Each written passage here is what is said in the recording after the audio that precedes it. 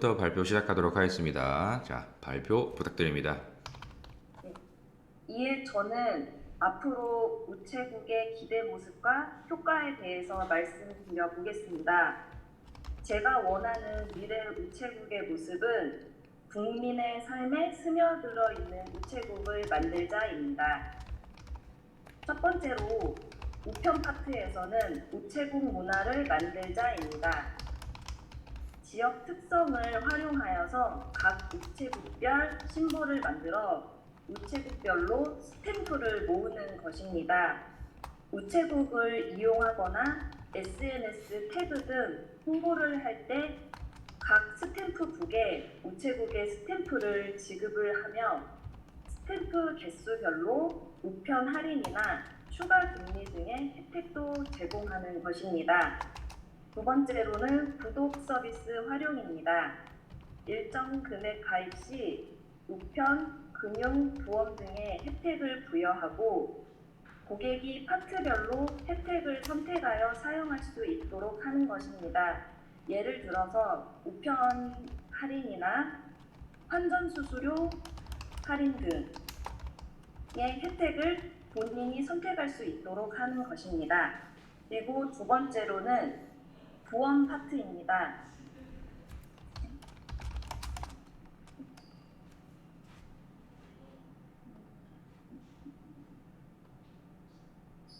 네. 평생 함께하는 우체국입니다.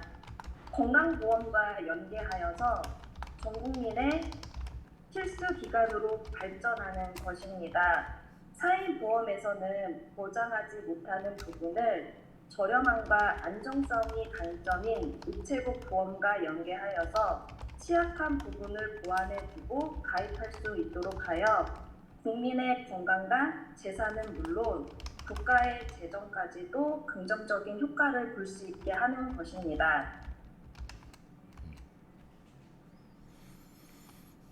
제가 말씀드린 위에 이상적인 우체국의 모습에 대한 기대 효과는 우체국의 추가적인 부가이익을 창출을 할 수 있으며 젊은 세대를 겨냥한다면 별도의 홍보 비용 없이 챌린지나 SNS 등 자연스러운 홍보 효과도 기대해 볼 수 있을 거라고 기대됩니다. 제가 여기에서 느꼈던 한계점에 대해서 말씀드려 보겠습니다. 일단 심볼이나 스탬프북 등 제작하는 추가 예산이 소요가 될 수가 있으며 이것을 처리해야 되는 인원 업무가 조금 증가해야 된다는 부분이 우려가 되기도 합니다. 하지만 이 부분을 긍정적으로 활용을 한다면 우체국 이용에 많은 시너지 효과가 있을 것이라고 기대가 됩니다. 마지막으로 저의 결론과 후보를 말씀드리겠습니다. 우체국은 하나의 기관이 아닌 국민의 문화가 될 수가 있습니다. 평생을 함께하는 기관으로 발돋움이 될 수 있으며 저 역시 항상 우체국에 근무를 할 때 민원의 사소한 의견에도 귀 기울이며 다양한 아이디어가 나올 시 우체국 수익 창출에 기대할 수 있도록 노력하겠습니다. 감사합니다. 네. 잘 말씀을 하셨고요. 자, 질문을 드려보도록 하겠습니다. 자, 우체국에 이런 심볼이라고 하는 것은 뭐 우체국에 이미 심볼이 있는데 또 새로운 거를 만들자 이런 말씀이십니까? 제가 생각을 한 것은 그 우체국에 현재 그 제재라는 캐릭터가 이제 메인 캐릭터이지 않습니까? 이제 그 캐릭터와 지역 그 특성을 활용을 하는 그 심볼을 같이 취합을 하는 것입니다. 그래서 예를 들면 이천 같은 경우에는 뭐 도자기를 같이 들고 있는 제재라던가 도자기를 들고 있는 제비 뭐 이런 겁니까? 네, 그런 거라든가 뭐 도령 같은 경우에는 뭐 녹차를 들고 있는 제비라든가 이런 식으로 해서 좀 약간 지역과 그 우체국 캐릭터가 같이 취합되는 그런 캐릭터를 말씀드린 것 같습니다. 아, 지역 상생을 그래도 만들어 보자 이런 겁니까? 네, 네, 많은 공공기관도 그렇고 지역의 각각의 이런 공조직들마다 캐릭터들이 다 있기는 있습니다. 이런 점들을 함께 한번 해보자 이런 겁니까? 네, 맞습니다. 또 그렇다고 하면 이러한 캐릭터를 만드는 건 좋은데 어떤 식으로 활용해야 우체국의 결국에는 수익화가 될 수 있다고 생각하십니까? 음, 그 미래적인 그 매니아를 활용을 하는 것이 미래로 그 거시적으로 봤을 때 큰 도움이 된다고 생각을 합니다. 거시적으로 보지 말고 만약에 모든 걸 할 수 있는 권한을 주어 주었습니다. 우리 지원자님께서 할 수 있다고 하면 그럼 캐릭터까지도 만들고 새롭게 지역과 같이 함께하는 캐릭터까지 만들었습니다. 이를 그럼 어떤 식으로 누구에게 무엇을 해야 합니까? 어, 일단은 어린 그 미래의 고객부터 공략을 하는 것이 좋다고 생각을 합니다. 그 우체국에 대한 그 이미지를 계속 가질 수도 있고 또 젊은 세대를 일단 또 공략을 하게 된다면 제가 아까 말씀드린 것처럼 자연스러운 그런 홍보 효과나 그런 챌린지 문화 같은 것도 형성이 될 수 있다고 생각이 되기 때문에 저는 어린 계층이나 아니면 MZ 세대들을 공략해서 저의 그 제가 말씀드렸던 것을 홍보를 해보고 싶습니다. 자, 그렇다면 홍보를 하고 대상자도 설정하셨습니다. 그래서 그분에게 어떠한 챌린지 그리고 어린이한테 무엇을 하시겠습니까? 음, 어린 아이들의 경우에는 그런 스탬프 모으는 그런 걸로도 서로 그 같은 그 학급 뭐 친구들이나 같이 해서 그 문화가 예전에 그 예를 들면은 그 포켓몬 스티커 모으기처럼 그 문화가 될 수 있다고 생각이 되어지고요. 그리고 이제 뭐 SNS 같은 경우에는 어, 해당 우체국을 방문해서 이제 같이 해시태그를 한다든지에 대해서 그렇게 해서 이제 홍보가 된다면 이제 뭐 할인 혜택이라든지 아니면 뭐 한정판의 그런 뭐 스탬프북이라든지를 뭐 증정을 하는 그런 이벤트도 뭐, 만들 수 있지 뭐 않을까 예를 생각. 들면 우리 젊은 세대들의 다음과 같은 이런 어떤 것을 모으기, 뭐 예를 들면 이런 챌린지를 한번 해봤다고 치면 뭐 우체국의 상품을 이용했을 때 혜택을 주자 이런 겁니까? 뭐 소포를 이용할 때 얼마 할인을 하자 뭐 이런 겁니까? 우체국을 이용을 해서 또 증정을 그 스탬프를 드릴 수도 있고 그 SNS에 뭐 우체국 해당 우체국에 해시태그를 한다면 이제 그걸 인증을 해주신다면 스탬프를 증정을 해드리는 그런 것도 있을 수 있다고 생각합니다. 알겠습니다. 자, 그러면 지원자님이 아까 말씀하시기에 우체국이 그래도 가능하면 우리 국민의 삶에 스며들자 이렇게 말씀을 하셨죠. 그 건강도 이렇게 생각해 보자 이렇게 생각을 하셨다 이렇게 말씀하셨는데 그러면 우체국이 그럼 일반인에게 할 수 있는 이런 건강과 관련해서 그럼 우체국에 무엇을 더 알리면 좋다고 생각하십니까? 어떤 상품 기준으로 말씀해 보신다면 꼭 보험 아니어도 많지 않습니까? 국민의 삶에 국민의 삶에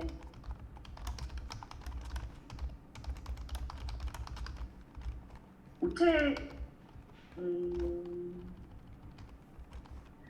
요즘으로 말씀을 드리자면 새마을 금고 사태가 가장 큰 이슈이지 않습니까? 근데 우체국 금융 같은 경우에는 전액을 국가에서 보장을 한다는 그런 가장 큰 메리트가 있습니다. 그래서 국민의 재산도 책임을 질 수 있고 또 우체국 보험 같은 경우에는 정말 타 보험과 비교를 했을 때 정말 저렴한 가격으로 그 보장을 받을 수 있다는 큰 메리트가 있습니다. 그래서 이러한 부분으로 고객님들께, 국민분들께 다가가 보겠습니다. 자, 아까 그러면 이런 생각을 하셨다고 하면 이렇게 우체국이 하는 좋은 일들을 하나씩 하나씩 뭔가 알아갔을 때 그런 스탬프들을 더 주면 어떻습니까?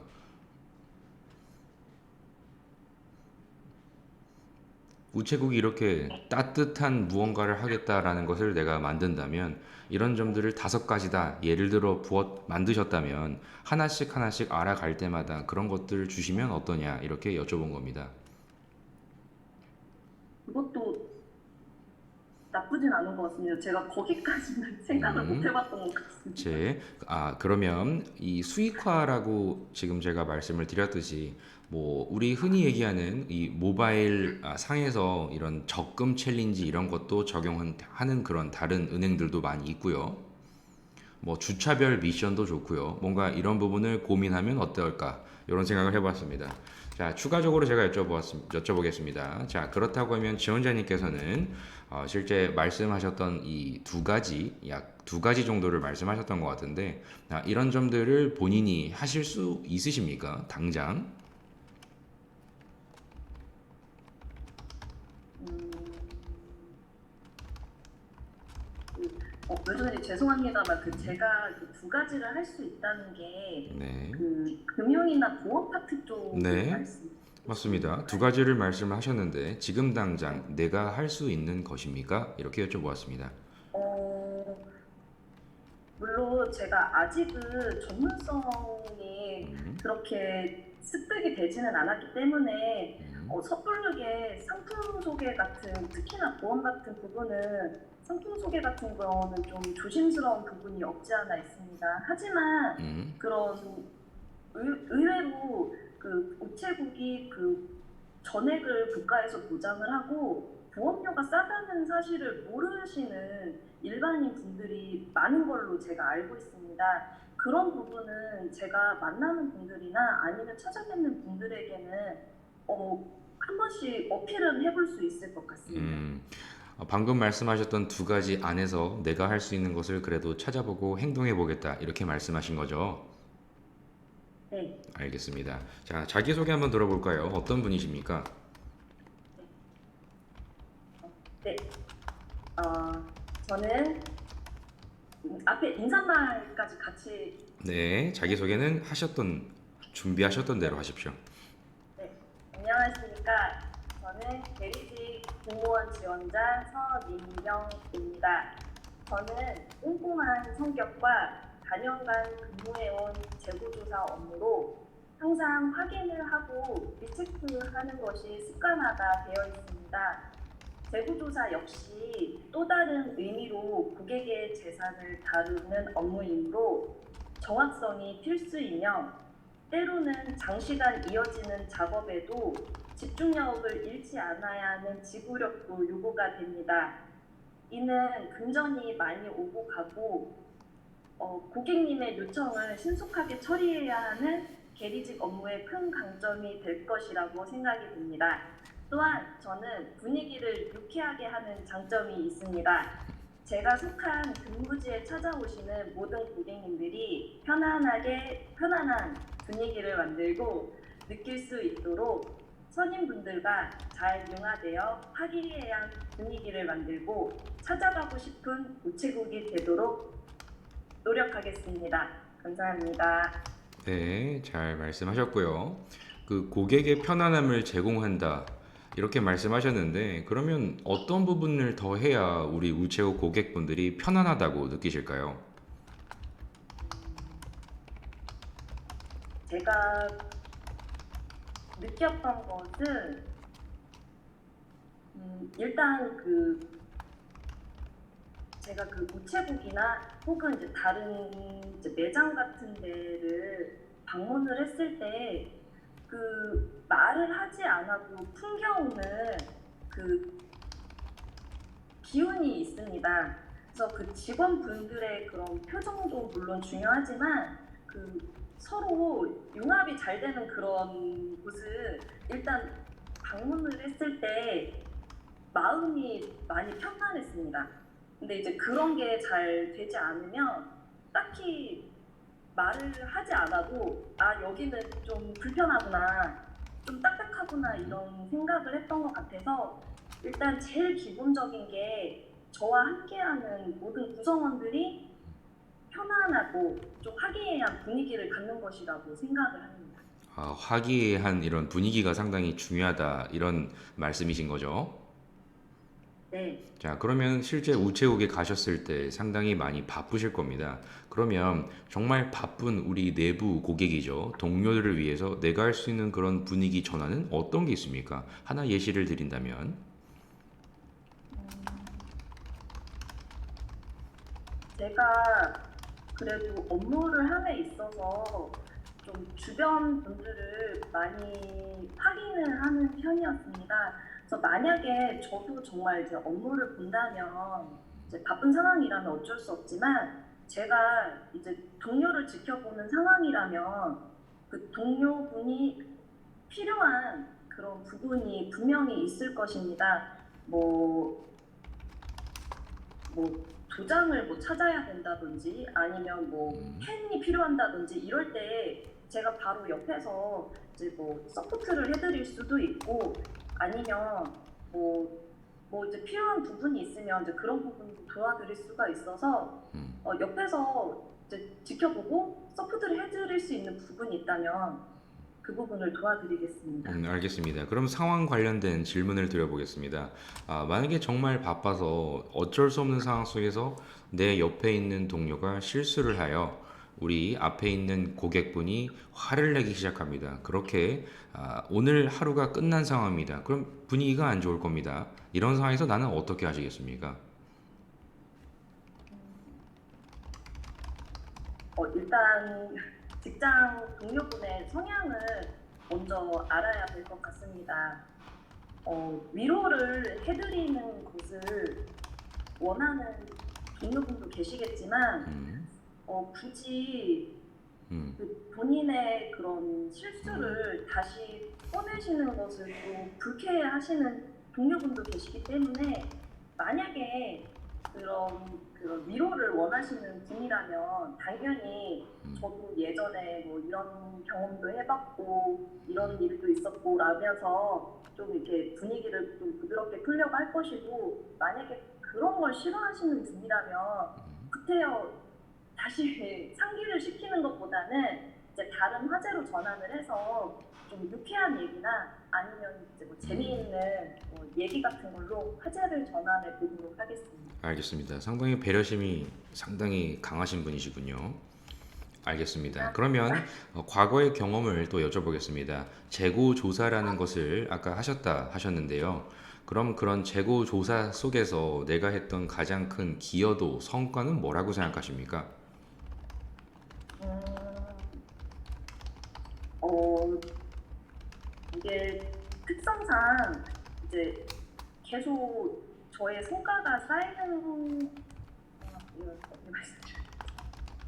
가장 큰 저의 성과는 저희 그 사무실이 이제 전국에 있는데 전국 이제 큰 도시마다 있는데 거기에서 그 재고조사 그 책임자로 그 근무를 나갔을 때 그 실적이 다 기록이 됩니다. 그 누적이 되는데 제가 책임자로 된 이후로는 1등은 아니더라도 항상 10위권 내로는 항상 성적을 유지해왔습니다.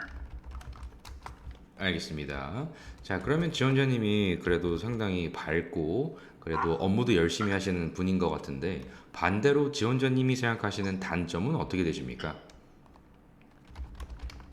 어, 저의 단점은 업무에 있어서 좀 제가 원하던 대로 진행이 되지 않거나 제가 생각했던 대로 이제 결과가 마무리가 되지 않으면 어, 예민함이 좀 증가가 되는 것 같습니다. 음, 그래서 좀 자책도 좀 많이 하는 편, 결과가 이제 좋지 않으면 이제 제 자책도 좀 많이 하는 편이고, 음. 어, 바로 잊어버리고 해야 되는 부분도 있는데 좀 많이 생각을 하는 성격인 것 같습니다.